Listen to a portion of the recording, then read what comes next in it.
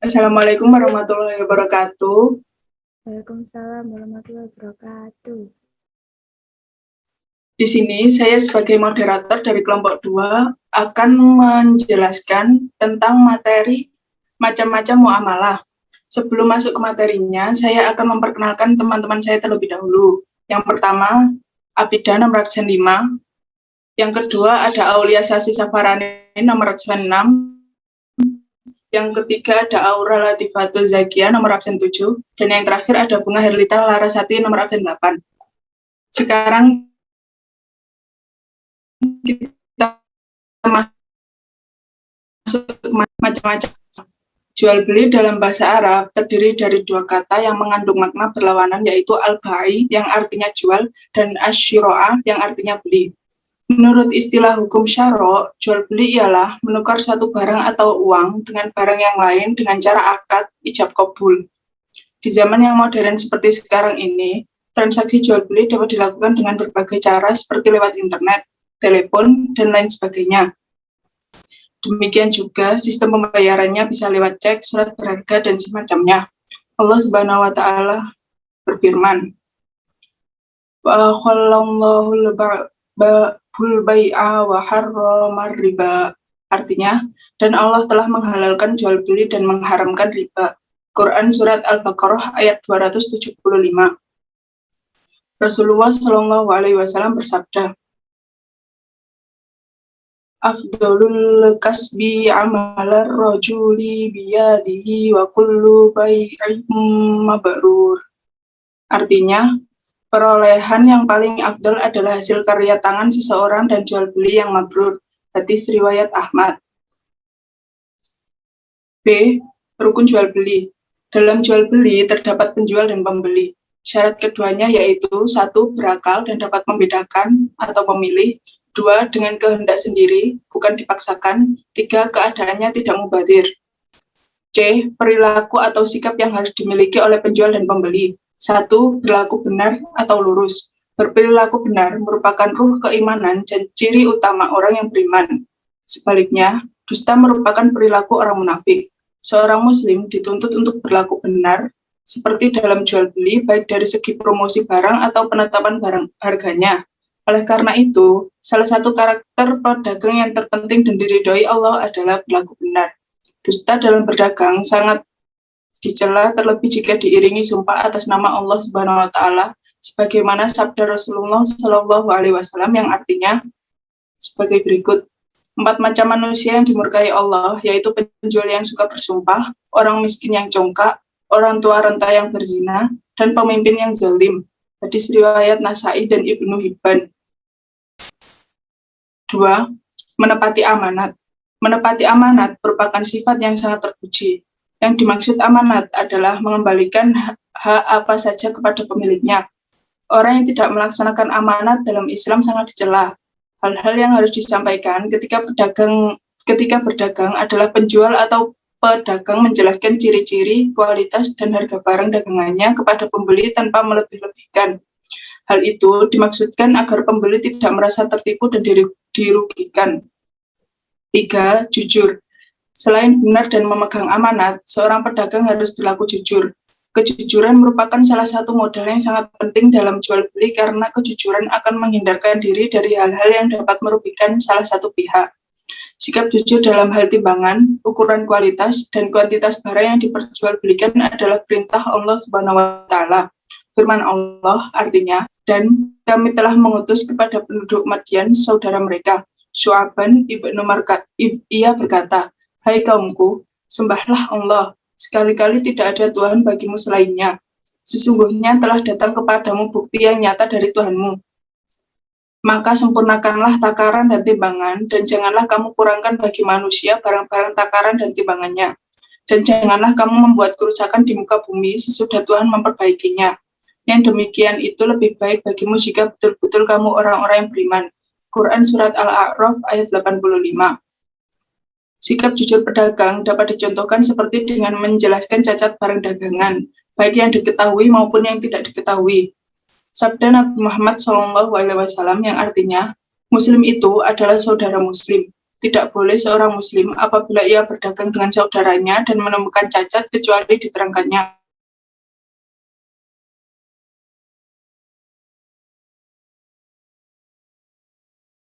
kuantitas atau menekan keunggulan barang, tetapi menyembunyikan cacat. Selanjutnya, khiyar. Khiyar artinya boleh memilih satu di antara dua, yaitu meneruskan kesepakatan akad jual beli atau mengurungkannya, menarik kembali atau tidak jadi melakukan transaksi jual beli. Ada tiga itu sebagai berikut. 1. Khiyar majelis adalah si pembeli atau penjual boleh memilih antara meneruskan akad jual beli atau mengurungkannya selama keduanya masih tetap di tempat jual beli. Khiyar majelis ini berlaku pada semua macam jual beli. 2. Khiyar syarat adalah suatu pilihan antara meneruskan atau mengurungkan jual beli setelah mempertimbangkan 1 atau 2 hari. Setelah hari yang ditentukan tiba, maka jual beli harus ditegaskan untuk dilanjutkan atau diurungkan. Masa khiyar syarat selambat-lambatnya 3 hari. 3. Khiyar aib atau cacat adalah si pembeli boleh mengembalikan barang yang dibelinya apabila barang tersebut diketahui ada cacatnya. Kecacatan itu sudah ada sebelumnya, namun tidak diketahui oleh si penjual maupun si pembeli. Hadis Nabi Muhammad SAW yang artinya, jika dua orang laki-laki mengadakan jual beli, maka masing-masing boleh melakukan khiyar selama mereka belum berpisah dan mereka masih berkumpul. Atau salah satu melakukan khiyar. Kemudian mereka sepakat dengan khiyar tersebut, maka jual beli yang demikian itu sah. Hadis riwayat muttafaqun alaih. D. Uang dan benda yang dibeli, syaratnya. Tangan suci. Barang najis yang syad dijual belikan. Muzhab Hanafi memperbolehkan menjual kotoran atau tinja atau sampah untuk keperluan perkebunan. Demikian pula barang najis boleh diperjualbelikan asal untuk dimanfaatkan, bukan untuk dimakan. Hal ini berdasarkan hadis Rasulullah SAW yang pada suatu hari Rasulullah SAW lewat dan menemukan bangkai kambing milik Maimunah. Kemudian beliau bersabda, "Mengapa kalian tidak mengambil kulitnya? Kemudian kalian samak dan dapat kalian manfaatkan." Kemudian para sahabat berkata, "Wahai Rasulullah, kambing itu sudah mati dan menjadi bangkai." Rasulullah SAW menjawab, "Sesungguhnya yang diharamkan hanya memakannya." Fikih Sunnah 12 halaman 54. Ada manfaatnya. Keadaan barang itu dapat diterimakan. Tidak syah menjual barang yang tidak dapat diserah terimakan. Keadaan barang milik si penjual atau kepunyaan orang yang diwakilkan atau yang menguasakannya.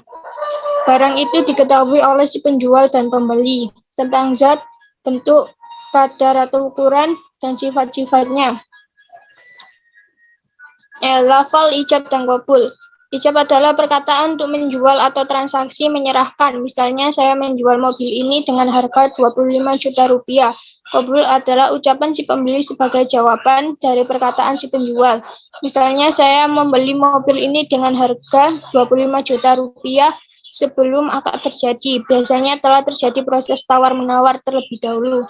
Persyaratan ijab qabul tidak harus menggunakan kata-kata khusus. Yang diperlukan ijab qabul adalah saling rela, ridho, yang direalisasikan dalam bentuk kata-kata.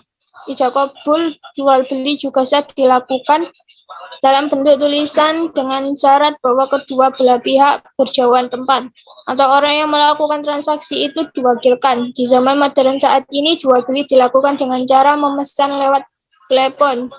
Jual beli seperti itu sah saja apabila si pemesan sudah tahu pasti kualitas barang pesanannya yang mempunyai keyakinan tidak ada unsur penipuan. Macam-macam jual beli. 1. Jual beli kontan, artinya serah terima barang dan dibayar dengan uang kontan. 2. Jual beli dengan tukar-menukar barang. Misalnya hasil tambang ditukar dengan bahan jadi.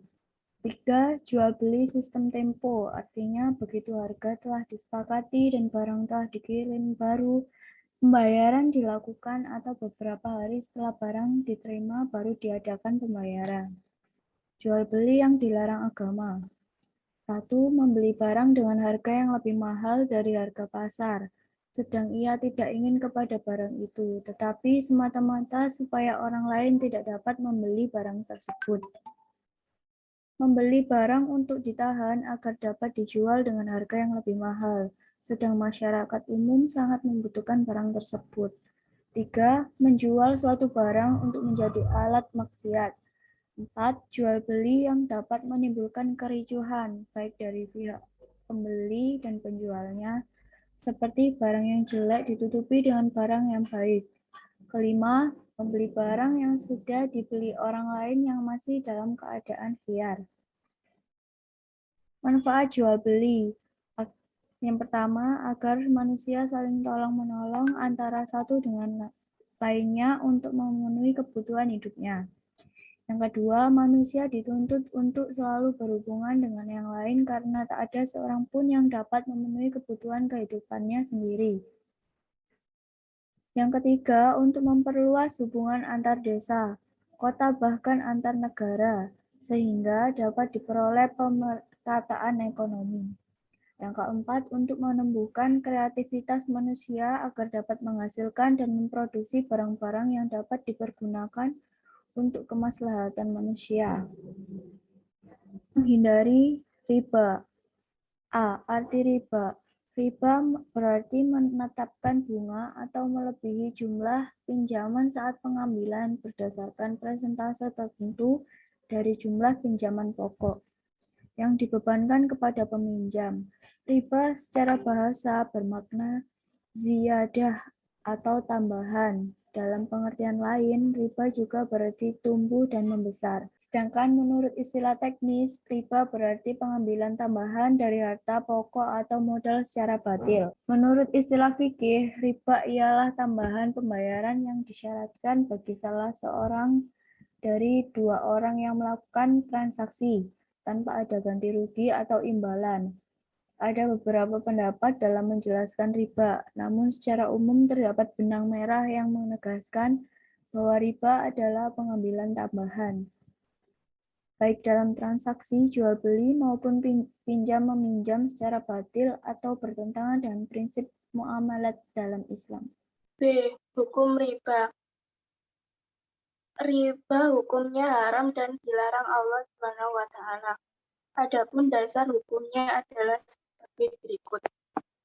Pernyataan Allah Subhanahu wa Ta'ala tentang riba artinya Allah memusnahkan riba dan menyuburkan sedekah. Quran Surat Al-Baqarah ayat 276. Larangan menggunakan hasil riba artinya, hai orang-orang yang beriman, bertakwalah kepada Allah, dan tinggalkanlah sisa riba yang belum dipungut jika kamu orang-orang yang beriman. Quran Surat Al-Baqarah ayat 278. Riba sebagai harta yang tak ada berkahnya, artinya, dan suatu riba tambahan yang kamu berikan agar bertambah pada harta manusia, maka riba itu tidak menambah di sisi Allah. Quran Surat Ar-Rum ayat 39. Sanksi riba meliputi semua pihak yang terlibat, artinya Rasulullah melaknat orang yang memakan riba, yang mewakilinya, penulisnya, dan kedua sanksinya, dan Rasul berkata, mereka semua berdosa. Hadis riwayat Muslim. Larangan Allah tentang riba artinya, hai orang-orang yang beriman, janganlah kamu memakan harta riba dengan melipat ganda dan bertakwalah kamu kepada Allah supaya kamu mendapatkan keberuntungan. Quran Surat Al-Imran ayat 130. Macam-macam riba. 1.